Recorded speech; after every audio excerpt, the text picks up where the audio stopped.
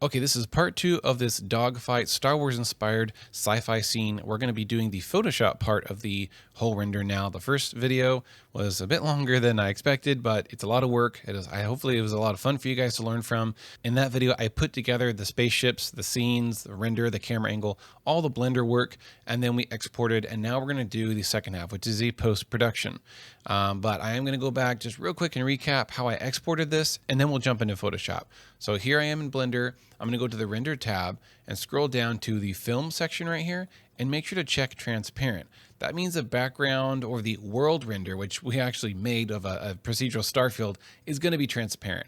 We can render these starfields separately and bring that into Photoshop.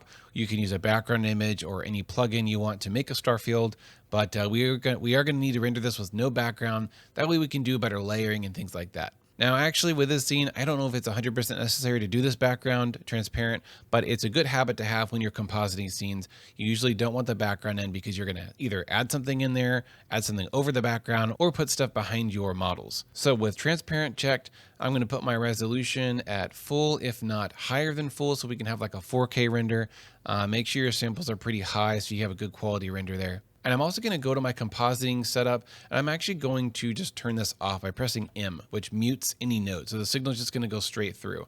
Now, normally I don't do actually a lot of post-production on most of my renders you see. We're going to do all the glare and glows in Photoshop. Okay, so let's hit render. Now, while that renders in the background, another way to increase the quality of your post-production is to export separate passes. A pass can be basically an image of just the shadows, or an image of just the light emission materials, or just the reflections, or just the highlights. All these different layers and elements to your final render can be exported as separate images and used later to enhance things and help further the style, but it does require more editing and knowledge of Photoshop. So in the View Layer Properties tab here on the right, in the Passes section, here's all these things you can check off. I think I have these included in my default Blender file to make sure to render mist, as well as Object Index, and these over here, Emission, Environment, Ambient Occlusion, Shadow Catcher.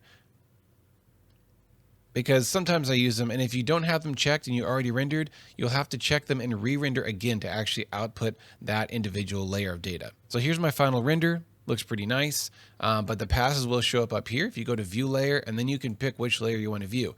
So the mist was not set up. Here's the emission. This could be pretty helpful if I want just the glowing bits or just the emission textures. Here's the ambient occlusion. Sometimes I export this and layer it on top of my final render in Photoshop to increase that grit and crunch. And we've got the crypto object masks. I don't know how to properly set this up, and I haven't really used it yet, but you can tell it is masking certain materials. Pretty cool. And here is the environment, which is actually, this is a starry background. I don't know, I've never used this. So let's actually save this first. So we're going to do some saving, and then we're going to use all these images, or literally just 2 of them, in Photoshop. So I'm going to do this as dogfight background. You can save this one as a JPEG if you want, because we don't have any transparency. But when you render your final output, which, let's go back to composite. There we go. This is everything combined. When we save this, we need to make sure and choose PNG and RGBA. The A is alpha, which means transparency, aka no background. So this is going to be dogfight with alpha. There we go. All right, now as promised, let's go into Photoshop here. Let's open our starfield image first, because that'll just automatically put it in the background. Right there. Get rid of my rulers with Control R, and then you can drag that second image on top, or you can go to File, Place Embedded, and then find your top layer there. All right. Now this brings it in as a smart object. If you want to actually edit the pixels, you'll have to right click and rasterize it, but I don't think we'll be doing that. We're just going to be adding a bunch of layers of glow and glare and some other smoke and stuff like that on top of this. So when I press Z, it switches to my zoom tool, and I'm going to use fit screen because I like this to fill up my screen as much as possible, and maybe even shrink this a little bit over here. There we go. Give it a little bit more room. Awesome. Okay, so let's start with the most basic glare layer. So we're going to click New Layer, and you can name these if you really want to be OCD about it, but I'm going to call this Glare 1 because I like to layer things. My first layer is a very vague and large glow, and it's very faint and subtle and blurry basically. And then I'll add some other layers on top of that in which the glows will be smaller and much more visible. And it just adds a nice stacking to basically make glow look how it really does in real life. So this first one is going to be the most large and vague glow. Now I'm going to use my super duper soft brush that I have custom created, and I'm going to show you how to make that real quick, because no lie, this brush is the most often used brush. And you're probably thinking, oh, that comes with Photoshop, right? Well, not exactly. The one that comes with Photoshop is this one. And when you turn the hardness all the way to 0, this is as soft as it gets.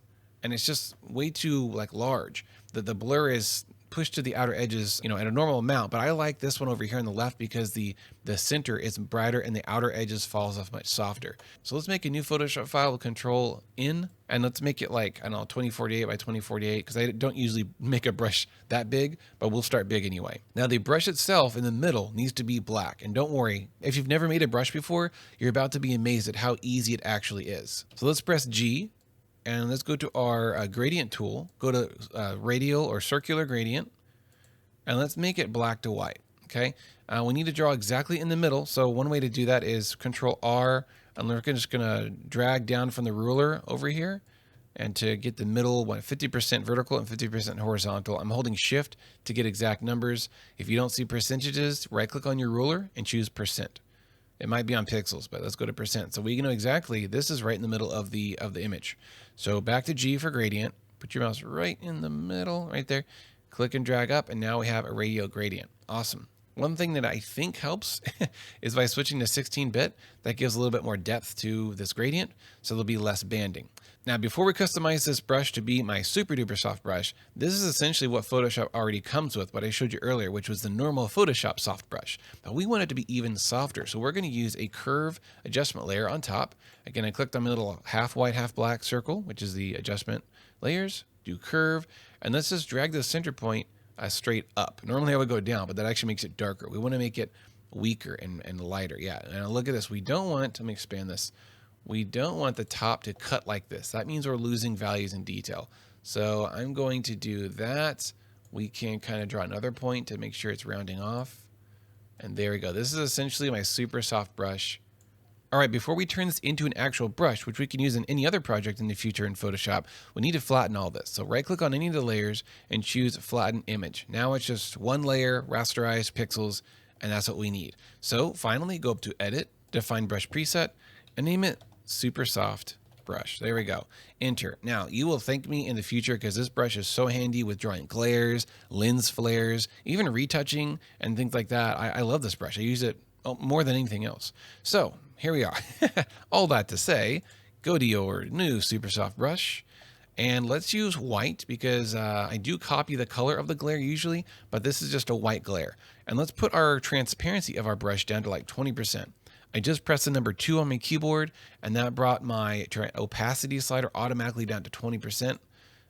So now we can draw. See, it's really light.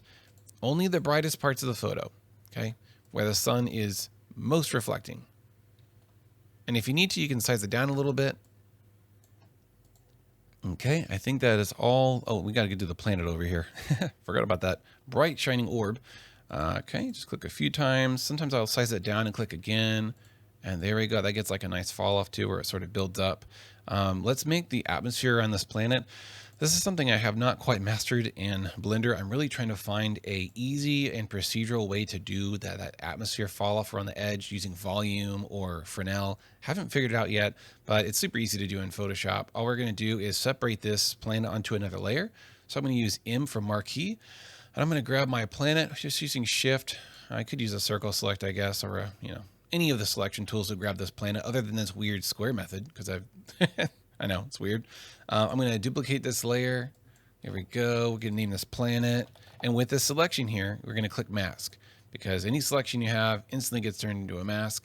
So now we have the planet on its own layer and everything else. We don't really need to hide the planet here, but yeah, so we got the planet layer. Double click on this empty space and let's add, use layer styles to add an outer glow. Let's make it like a light blue, kind of airy, atmospheric color. Try to match the color, the blue of the planet. If you need to desaturate it, that might help too. You can just drag it straight down to kind of take away some of that color. There you go. Yeah, that's nice. You can change the size of it there. All right, I'm just going to click OK. Now let's do the glow on the energy bullets here. So let's make a new layer up here. Let's call it bullets. I know they're energy, whatever, plasma thingies. Leave me alone. All right, let's get a solid green color. Nice lime green. Let's do the large glow first, and then we'll go back over and do the small glow, and you'll see what I'm talking about. So first, the large glow, and this is still at 20% opacity, which is good. Also, as things get smaller, they reflect and they glare less. So I'm going to click my left bracket to size my brush down each time I click. So it kind of follows the scale. You know, this is a bigger glow, it's a smaller glow. Now we can make it a little bit more pale, more on the white side up here in the color section, and size our brush down. Maybe make it 40% transparent, and we can click again. There, see we have like the core of the glow right there. Oh, I didn't size down. Let's do a size down here. Size the brush down again there, and one more there. Awesome. Looking pretty good from far away. And then finally, we want to do kind of a white core on the middle, which just makes it really, gives it that impression of glowing white hot energy. So let's do color of white. Put our opacity all the way up. And let's make a new layer for this because we may want to turn this down or, you know, erase it later. So bullet core. There we go. And we're at the color white. Let's do opacity at 100. And the cool thing about brushes is you can squeeze them like this. You can actually reshape them. So now we have this white kind of dash, see, which works great for lens flares too, by the way. So there, size it down. Now the rotation of these bullets is slowly changing. So we're just gonna move that angle up a little bit, match it. Let's size this one down. A little bit more rotated and a little bit more rotated. Cool. See, with the middle of it glowing white, it's hot or it's high energy. Let's do the same thing with the blues over here. Go back to our bullet layer. Remember, this is the glow for the bullets. Energy blast, whatever. Let's put this sizing thing back to normal. So it's a normal circle brush again. Size it up, go to 20% and make it a sky blue color. I'm gonna make this maybe 30%, a little bit brighter. Now, as I go farther back, I'm sizing down my brush with each bullet. Gets smaller and smaller. I'm going to click twice there because the energy is coming out of there. It's going to be glowing a little bit hotter. And then let's go more pale blue. And I'm going to squeeze my brush again to kind of copy the shape here. Let's rotate it and size it down a little bit. Awesome. And then let's do the white part in the middle. And go with the bullet core layer right there. B for brush. Make it pure white. I'm going to make it a little bit skinnier. And 100% opacity, which is the number 0 on the keyboard. Jumps up to 100%. Oh, that looks nice. Oops, that one's a little off-centered. There we go. Rotating at a different angle. And these are pretty small, so I'm going to size my brush down some more. Awesome. I like that. Looks great. Much more sci-fi. So this is before. Oops. This is before. Already looking much better. All right, let's add some orange glow behind this ship, which is a great thing about having this transparency situations because we can paint literally behind, which is really cool. So let's resize our brush to normal. Size it up. Let's do like a hot orange color. Nice. And then let's go a little bit more yellow and a smaller brush closer to the edge. And then finally, let's do a white one. Maybe a few extra clicks there. I try to do even on both sides so it's you know, symmetrical. So that looks great. Way better than my stupid, you know, gradient trick here. It does not look great from this perspective. Not interesting. On the back of this one, you can't really see the trails very much. So let's make another layer. So I got one layer for the orange thrust and one for the blue here. I'll name that. Orange thrust, blue thrust. All right, so we got our brush. Let's do a sky blue. We're gonna make this a solid straight line. So do one click at the start of the engine and hold shift and then click at where you want the line to finish. So one click, hold shift, click. Now we're going to make this fade off by just using like the eraser tool with a soft brush. A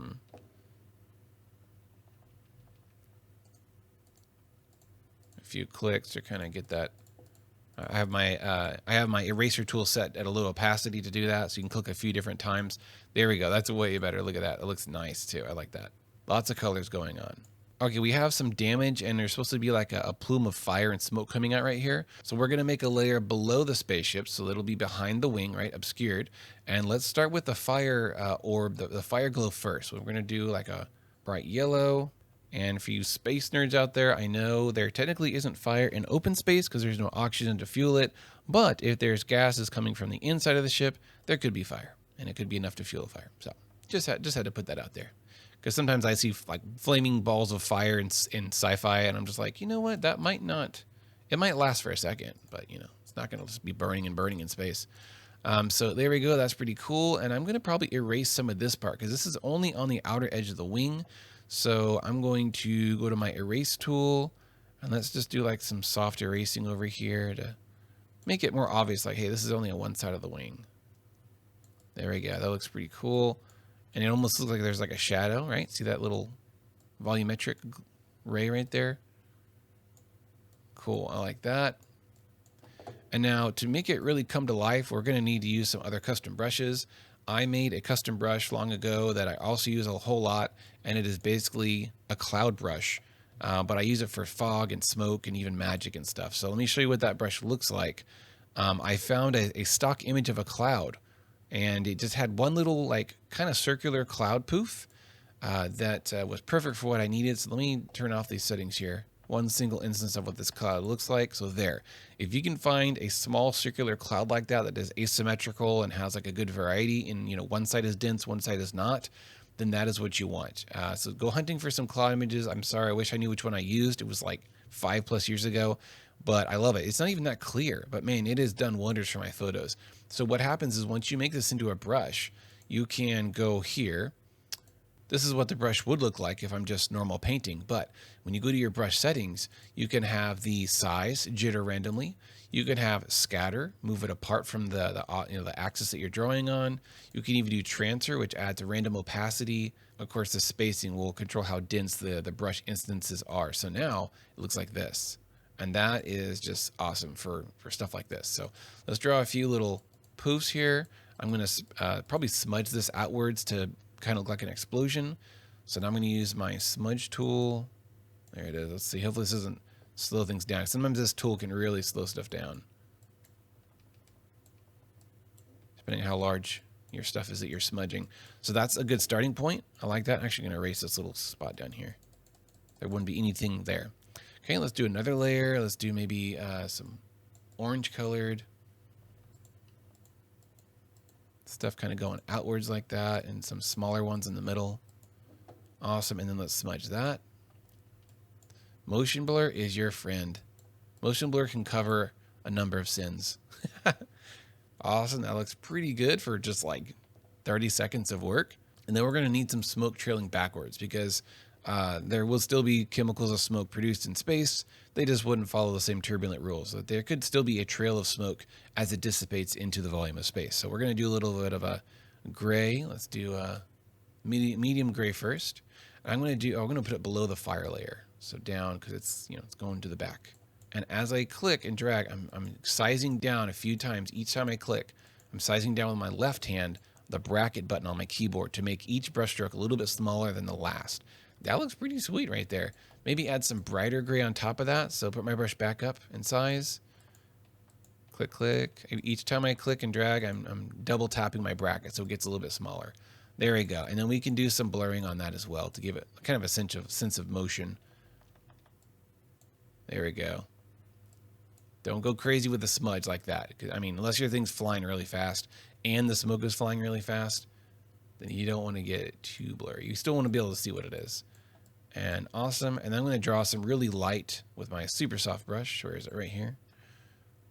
Like some really soft gray color on top of that. Maybe more of a lighter gray. As if it's, you know, dissipating. Because I feel like smoke would not stick together as much in space. I don't know. Smart people out there, correct me if I'm wrong. And you can fade it down if it's too distracting and too unnatural. You can put it really low, like 30%. I'll put it up to 70%. There we go. Cool. So it's there, but it's not like super distracting. And maybe I'll erase some of this end tail to make it a little bit, fading off. Yeah, that's nice. I like that a lot. Okay, cool. Let's do some lens flares and little tiny shines here. So if this is metallic and polished, it's going to shine, as does this. So let's add some little lens flares on top of things. So let's go above the spaceship layer right here. Actually, above the planet layer. B for brush. Get our super soft brush there. And we're going to squeeze it down like this. There we go. Cool. And at full opacity with black and white, it's going to look like that. And that is way too much shine. So let's size that down to about there. Awesome. And we're going to fade this layer down in opacity later. So you can just draw where you want the shines to be. One trick is once you have your brush size set, you can press caps lock to get rid of the outline and just show the cursor. So you know exactly where the center of the brush is. You can still size things up and down if you need to. But I'm just kind of painting a few glares here and there that I feel would, be realistic, but don't overdo it. Don't be J.J. Abrams, Only the hottest spots get a little bit of a shine. I may erase some of these later. That's pretty glary for me. That's a lot more lens flares than I would normally do. And maybe some small ones are over here. Zoom into this section. So this layer has all of our little lens flares. We can turn that up slowly to kind of add that real subtle glare. And I like that right there. It's about at 20%, just a little bit. Let's add some engine glow over here. A new layer. I'm gonna call this grill glow. Whoa, my caps lock is still on. Grill glow. Super soft brush. Nice orange color. Whoa.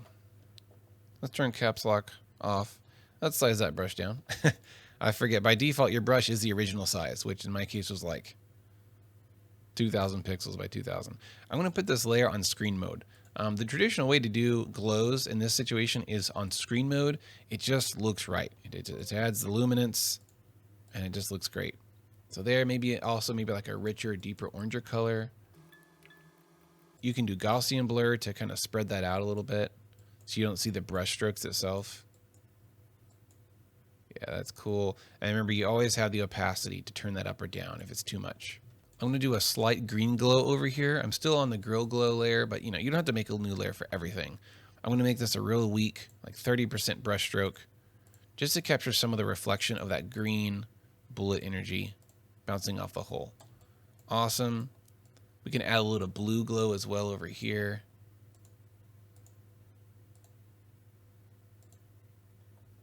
Great. Nice sci-fi glow.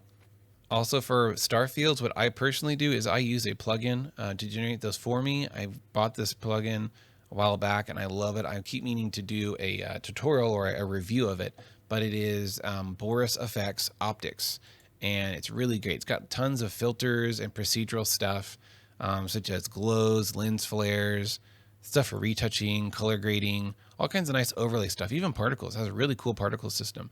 But it also has one called Starry Night. And I love, or sorry, Night Sky is what it's called. And this is crazy. Look at this. You can put in a date, year, date, month, hour, minute. I don't know how accurate that is.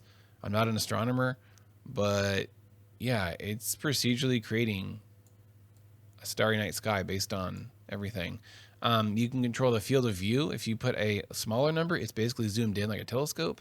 And then a larger number is like a wide angle lens. You see a lot more of the night sky, which maybe would be completely impossible. But for space scenes, it's kind of cool. I'm going to turn down the glare brightness. The glare is like that glow on top of the stars. If you have it all the way up, it's like that. I mean, it's cool, but it's stylized. So I'm going to turn that down so it's not distracting. It mostly affects the really bright, larger stars, which there's a few like big ones. There we go. That's nice. That's a nice balance. Click apply. And there we go. Now there's a lot of color. It adds, color variation, which I could have controlled. And right now it's a little distracting. So I'm going to do Control U and just turn the saturation down by like -30. There we go. So it's not super colorful. Oh, I almost forgot to add the sun. I promised in my Blender part of the video that I would add an actual sun over here, and so that the lighting is somewhat realistic. So let's make a top layer, because if there's any glow coming off the sun, it's going to overlap everything because it's a star. So I'm going to grab my, I can actually just make it a shape.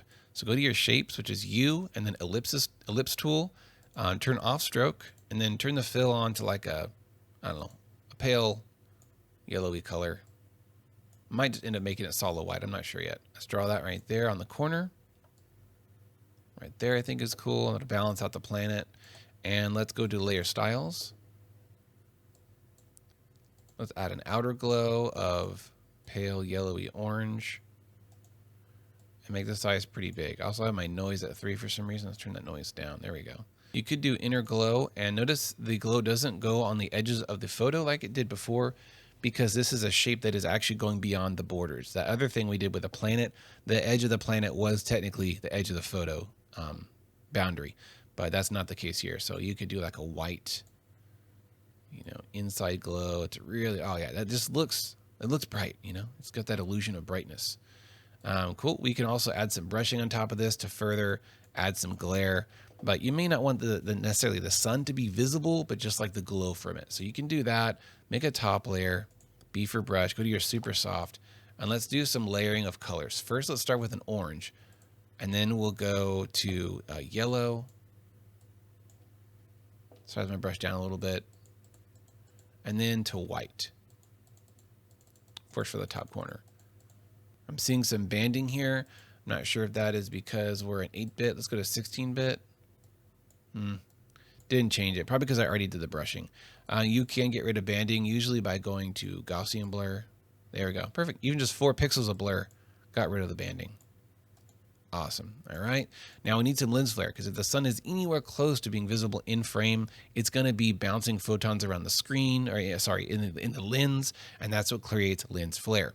So again, I would use my plugin to procedurally generate this lens flare. You can find free lens flare images online that are just, you know, a black background and a lens flare. You can even make your own by shining a flashlight into your camera and taking pictures in a black room.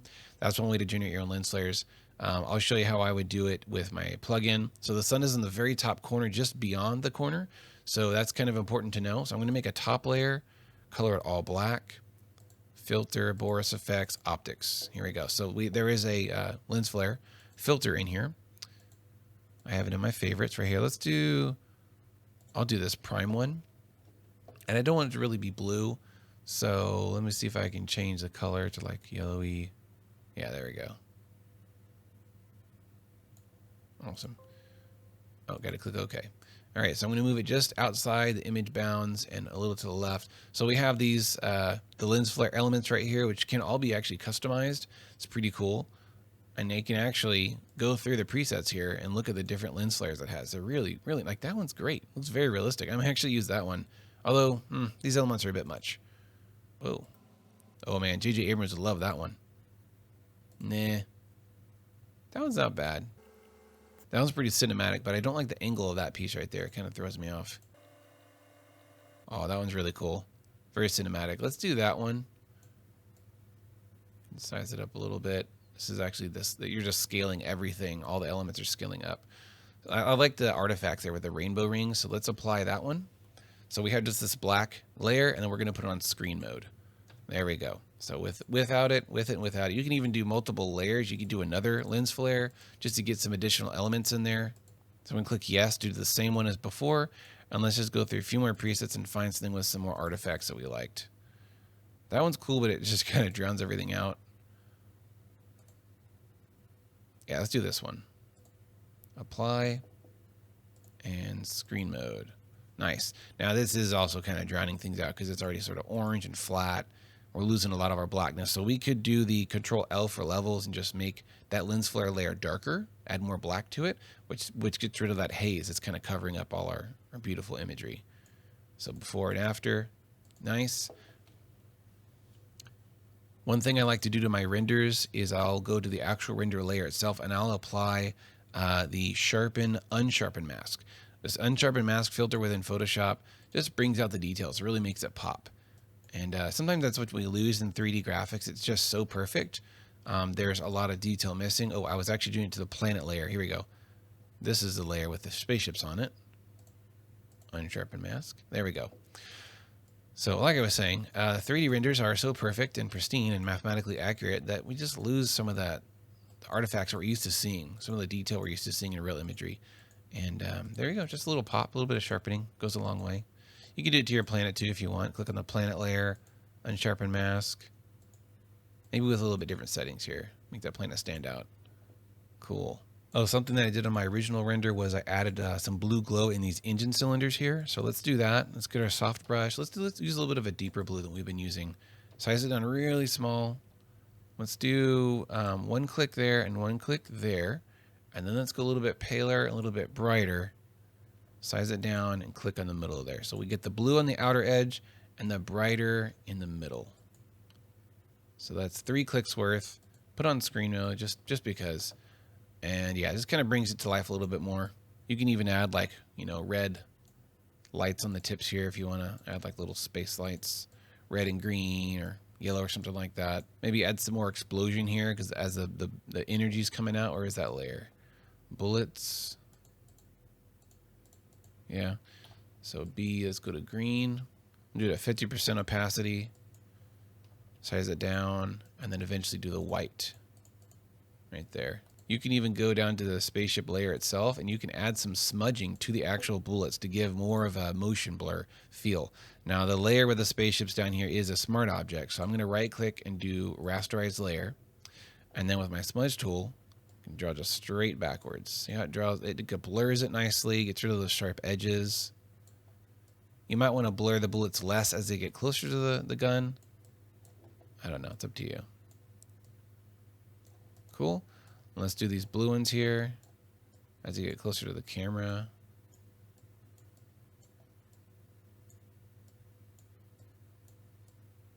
Oops, don't blur the spaceship. Oh, I didn't do these guys down here. Make sure to blur in straight lines. Awesome. And let's try one last large glare on the planet, like a really stretched out whitish blue. Make sure to put this on its own layer so you can always tone it down. Put it on screen mode. There we go. Maybe we can turn it down to like 50% or something like that. Awesome. As you can tell, I like glow. I like glare. I feel like it just brings style to your scene. You can add a little bit more atmosphere around the edges of the planet that our glow wasn't quite accomplishing. So I've got a blue color here, and I'm going to go at like 30% opacity and just trace along the edge of the planet. That looks nice. Let's put it on screen mode.